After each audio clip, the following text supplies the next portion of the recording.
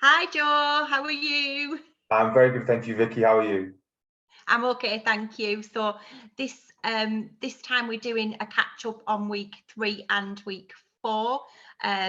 So the reason that we missed week 3 is I think I had um a little bit of a bad week in terms of anxiety. My thoughts weren't as um good as they had been. Well, I was kind of thinking far too much really, and Joe sort of really supported me around that. So I thought it would be great to talk about how that week went and then talk about how this week has gone, because they're just pulled apart really. So I don't know, Joe, do you want me to just go into a little bit about the week before, or what do you want me to do? Yeah, because maybe to give a bit of background, I got a text on, I don't know, was it Wednesday morning, and you saying, I just wanted to let you know I'm feeling really anxious today.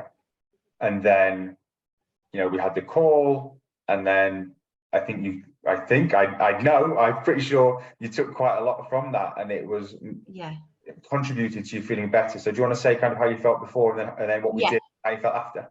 Yeah, that's great. So from the weekend really, that I found that out of nowhere I'd got quite anxious in my thought process. I was trying to luckily I'd still managed to, because what happens with me in the past was that if I became anxious, I wouldn't eat all day until late on an evening. Then I'd eat a lot of sugary foods. I would drink a lot of caffeine during the day, and then I would feel okay on an evening, and then it would start the spiral again. But I didn't do that in terms of eating, but my thoughts were definitely not great at that point. So I text John, I said, look, we're doing our coaching, but I'm not feeling great this morning, just so that you know. And when I went on, I really didn't feel very good at all. And so Joe suggested that we did some breathing work. So we just did some breathing, and I know we've talked about this, Joe and I was close to tears when I first spoke to Joe that morning. I was really, really struggling. So I don't even know how long it went on for the breathing, because I was just really concentrated on that. And Joe tells me that my speech became better, and that I kind of engaged a little bit more in the conversation. And I know I did, because at first I was feeling really anxious, and then by the end of the conversation I kind of had a plan of where I was going to go and feeling a lot better. So I think that it's really important that I was honest, and I sort of said to Joe, look, this is how I'm feeling. And he was massively able to help me. And so I've had a strategy of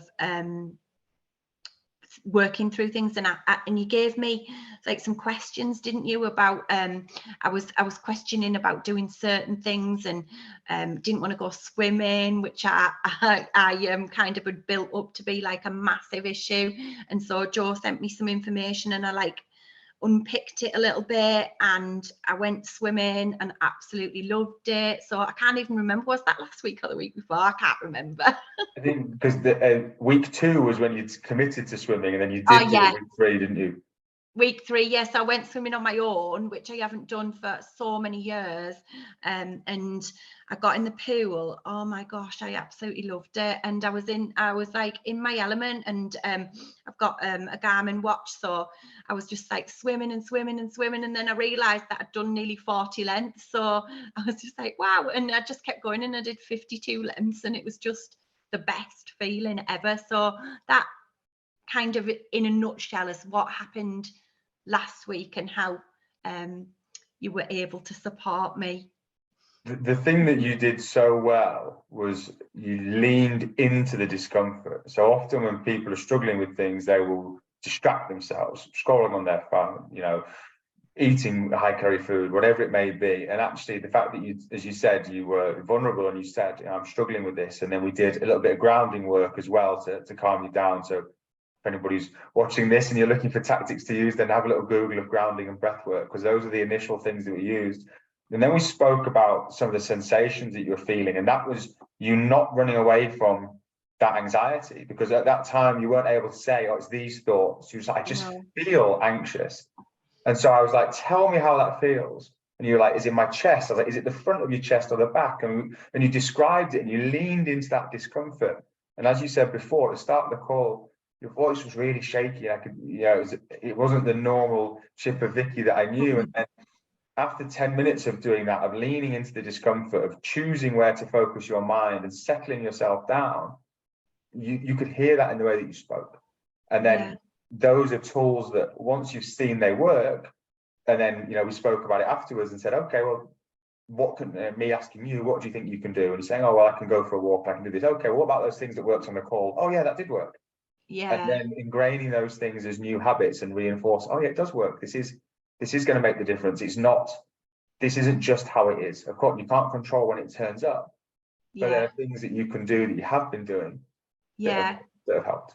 Yeah, absolutely. And I think that I didn't, and we've talked a little bit about this morning, is kind of that thought that the worry's always going to be there, and actually that's not really true. And also what you've just said there, I think it's really important about not just thinking, because exercise does make me feel better, it makes people feel better, but actually you've got to do a combination, not to kind of run away and think, oh, this exercise will take my mind away from it and it'll be gone when you come back from exercising. That's not true. So it's combining those things. And I think sort of this week, so I did have a really bad week last week, but this week, two things that I've noticed is that I have been able to read my book, which I haven't done for months because I've not been able to concentrate because of one thing and another. So I've actually been able to settle and read my book and watch something on TV more than half an hour because I've been a bit like Dory. But and I think that's all from leaning into it and maintaining those good sort of processes about eating and not starving myself and then eating really sugary food that then makes me go a little bit hyper, that makes me drop down again. So I just think that it's been a tough week really last week, and coming into this week I feel like there's a bit of a change. I feel like it's been good. It's been really good, and I still lost weight. I've been sat with that on the tip of my tongue, because what you're saying is you had a bad week, as in you didn't feel good. No, it didn't massively affect the way that you ate, and it didn't even stop you losing weight. No, I know, because I managed to just, it's almost like it's not even a massively conscious decision anymore to eat well, because I've kind of, it just makes me feel better. It's not even that, I can't describe it. It just works. It's just easy.